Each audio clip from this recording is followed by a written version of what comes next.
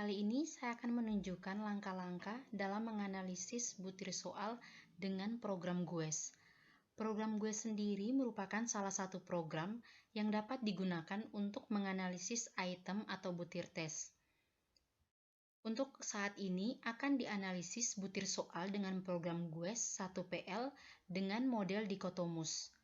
Hasil ujian dari 200 peserta didik berbentuk pilihan majemuk yang terdiri dari 50 item pilihan ganda dengan 4 alternatif yaitu A, B, C, dan D akan dianalisis menggunakan program GUES.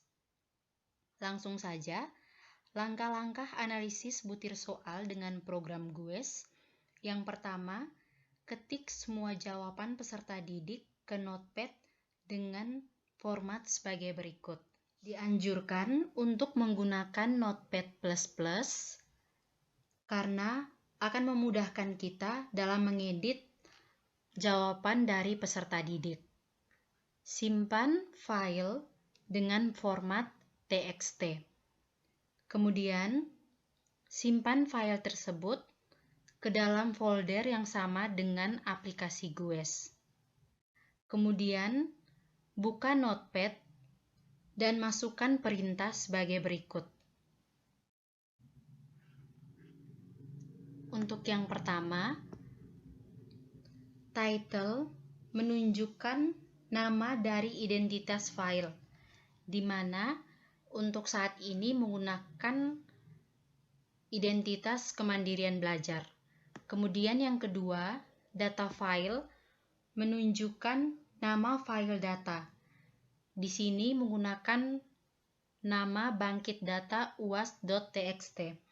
Untuk nama file dapat disesuaikan dengan keperluan atau ketentuan masing-masing. Yang berikutnya, kode menunjukkan data ditulis dalam bentuk huruf A, B, C, dan D. Kemudian, untuk format ID-nya, spasi 1 sampai dengan 20 menunjukkan identitas dari peserta didik. Kemudian untuk items spasi 21 sampai 70 menunjukkan data sebanyak 50 item atau 50 butir soal. Kemudian untuk key merupakan kunci jawaban, di mana di sini kunci jawabannya yaitu C, B, A, dan seterusnya. Kemudian untuk set width-nya menunjukkan lebar halaman kertas. Kemudian untuk estimate-nya itu akan diestimasi secara otomatis menurut program GUES. Berikutnya untuk show bangkit data UAS ESA out ini menunjukkan hasil analisis secara simultan. Kemudian yang kedua, untuk output it out ini menunjukkan hasil analisis yang menyajikan informasi mengenai item secara singkat, yaitu estimasi tingkat kesukaran, nilai infit MNSQ, dan nilai infit T. Kemudian, untuk output C.out menunjukkan hasil analisis yang menyajikan informasi testi, yaitu skor mentah, estimasi skor kalibrasi, nilai infit MNSQ, dan nilai infit T. Kemudian, untuk output TN.out menunjukkan hasil analisis yang menyajikan informasi tentang item secara lengkap, yaitu hasil analisis menurut CTT dan IRT. Yang terakhir merupakan kode perintah untuk diakhiri.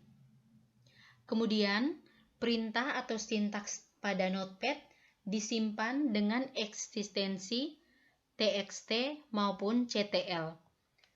Kemudian, kita buka program GUES, lalu pilih Run, lalu ketik Submit, spasi, nama file perintahnya lengkap dengan kode eksistensinya. Di sini kita menggunakan nama file bangkit data UAS, maka bisa kita ketikkan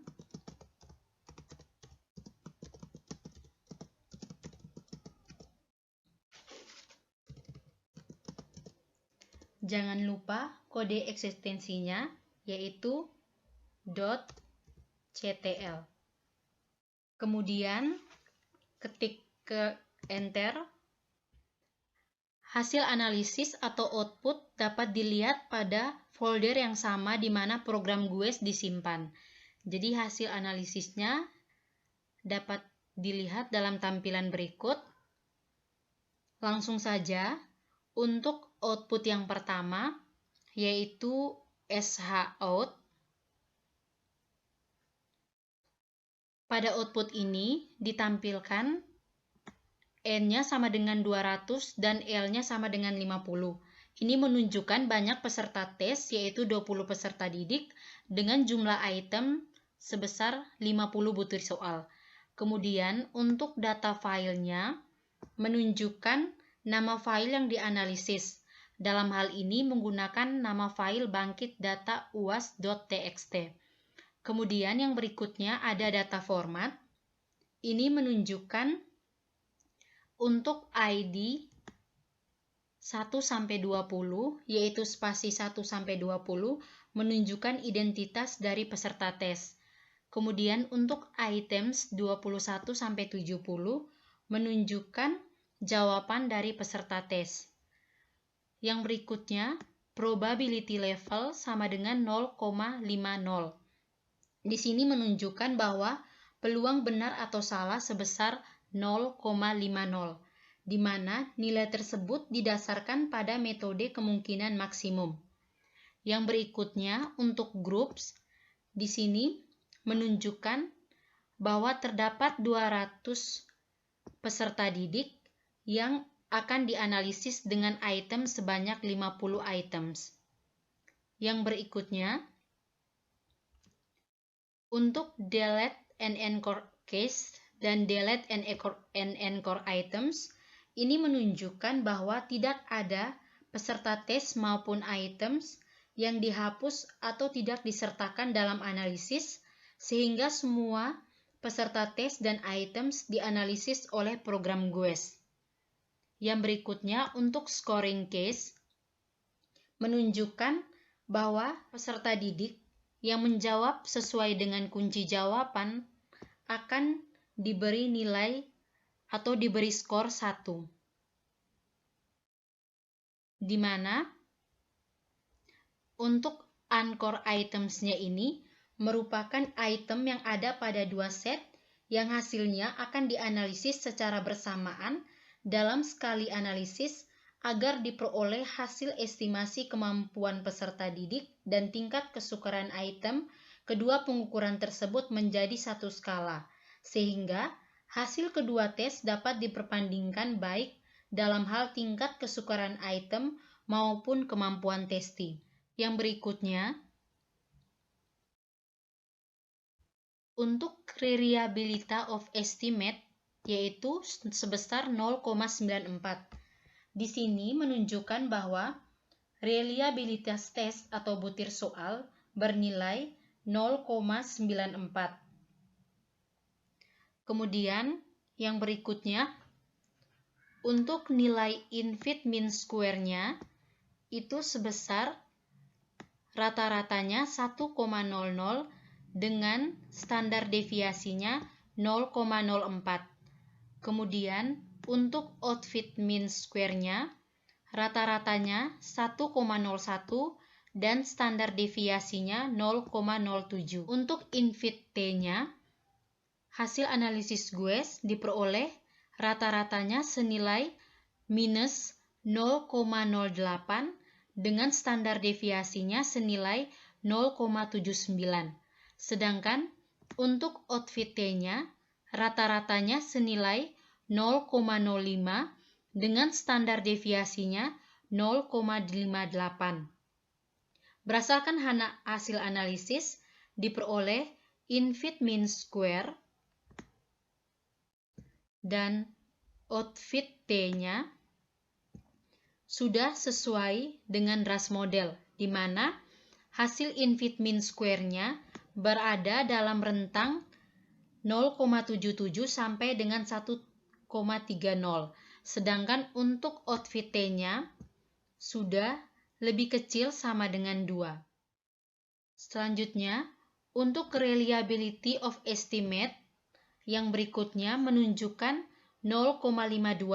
Ini menunjukkan reliabilitas tes untuk tes buatan guru bernilai 0,52, di mana nilai tersebut termasuk tinggi, artinya jika dilakukan pengulangan tes akan menghasilkan hasil yang stabil. Selanjutnya, untuk nilai infit mean square berdasarkan hasil analisis GWES, diperoleh nilai rata-ratanya senilai 1,00 dengan standar deviasinya 0,10. Sedangkan untuk outfit mean square-nya diperoleh nilai rata-ratanya senilai 1,01 dengan standar deviasinya 0,16. Berikutnya, untuk infit T diperoleh nilai rata-ratanya senilai minus 0,02 dengan standar deviasinya 0,79. Sedangkan untuk outfit T-nya diperoleh rata-ratanya 0,05 dengan standar deviasinya 0,65. Cara menganalisis dan membacanya sama dengan penjelasan sebelumnya. Kemudian, yang berikutnya ialah peta distribusi tingkat kesulitan butir dan kemampuan responden dapat dilihat dari file map atau item estimate threshold. Berdasarkan hasil analisis program GWES, dapat kita lihat bahwa untuk butir soal nomor 38 merupakan butir soal yang paling sukar, sedangkan untuk butir soal nomor 50 merupakan butir soal yang paling mudah. Selanjutnya, untuk melihat suatu butir soal fit atau tidak, kita melihat dari item fit dengan model RAS yang berada pada rentang 0,77 sampai 1,33. Berdasarkan grafik yang ditampilkan, dapat dilihat bahwa dari 50 butir soal yang kita gunakan, terlihat bahwa semua butir soal berada di dalam garis tersebut. Artinya, butir soal tersebut atau 50 butir soal fit dengan model RAS. Selanjutnya, untuk output yang kedua, yaitu output it out. Selanjutnya, untuk hasil output it out, kita dapat melihat dari item nomor 1, berturut-turut ditunjukkan skor dan max skornya sebesar 53 dan 199. Hal ini menunjukkan ada 53 peserta tes yang menjawab benar dari 199 peserta tes yang menjawab. Kemudian, untuk nilai threshold-nya atau indeks kesukaran butir soal, yaitu 0,14 dengan standar deviasinya 0,16. Berdasarkan ketentuan nilai threshold, dapat ditunjukkan bahwa item 1 termasuk dalam kategori sedang. Selanjutnya, untuk infit MNSG-nya senilai 1,04. Hal ini menunjukkan bahwa item nomor 1 tergolong dalam kategori 0,77 sampai 1,33, yaitu cocok dengan model RAS. Kemudian untuk outfit MNSG-nya senilai 1,08. Berikutnya, untuk infit T-nya senilai 0,6 dan outfit T-nya senilai 0,7. Berdasarkan ketentuan outfit T untuk RAS model, item 1 tergolong dalam kategori lebih kecil sama dengan 2,00 sehingga cocok dengan model RAS. Kemudian untuk outfit yang berikutnya yaitu CA.out. Nah, untuk outfit CA.out ini menunjukkan berturut-turut nilai skor dan max skornya dari peserta tes. Nah, misalnya contoh untuk peserta tes yang pertama dengan nama 3001042, ini berturut-turut nilai skor dan max skornya yaitu 16 dan 49. Nah, ini menunjukkan bahwa peserta tes tersebut mendapatkan skor 16 dari 49 soal, atau peserta tes tersebut hanya mampu menjawab benar 16 butir soal dari 49 butir soal. Kemudian, untuk estimate error-nya, ini menunjukkan kemampuan rata-rata peserta tes, di mana untuk estimasi kemampuan peserta tesnya, berdasarkan hasil analisis GWES ditunjukkan bahwa senilai minus 0,79 dengan errornya senilai 0,32, di mana untuk nilai minus 0,79 termasuk dalam kategori berkemampuan rendah. Kemudian untuk nilai INVIT MNSQ-nya senilai 0,91, di mana sesuai dengan ketentuan INVIT MNSQ untuk RAS model, ini sudah cocok dengan model RAS. Kemudian untuk outfit MNSQ-nya senilai 0,86. Untuk INVIT T-nya senilai minus 0,68.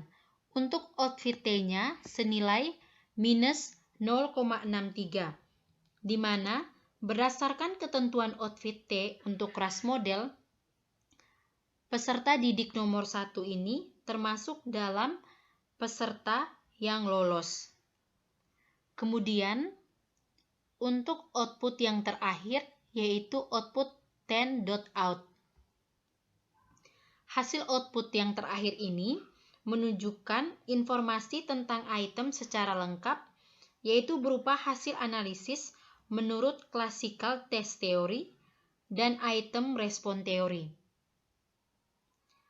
Misalnya untuk item nomor 1 atau butir soal nomor 1, yang pertama dapat kita lihat untuk count-nya menunjukkan jumlah peserta tes yang memilih jawaban. Jadi di sini misalnya untuk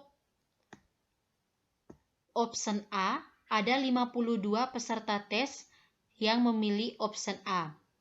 Dan selanjutnya untuk option B ada 56 peserta didik yang memilih option B. Untuk item nomor 1 kunci jawabannya yaitu C. Berikutnya untuk persen, ini menunjukkan indeks kesukaran butir soal. Sedangkan untuk biserialnya menunjukkan indeks daya beda butir soal. Sedangkan untuk mean ability-nya menunjukkan estimasi kemampuan responden dalam menjawab butir soal. Berdasarkan hasil analisis GWES untuk item nomor 1, dapat kita lihat bahwa untuk indeks kesukaran butir soalnya senilai 26,6. Sedangkan untuk biserialnya itu senilai 0,11. Pada hasil akhir output ini dapat kita lihat nilai internal konsistensinya senilai 0,53. Nilai internal konsistensinya ini menunjukkan nilai dari reliability test untuk teori klasik yang dihitung menurut indeks reliabilitas KR20. Baik, sekian langkah-langkah analisis butir soal beserta hasil output dengan program GWES.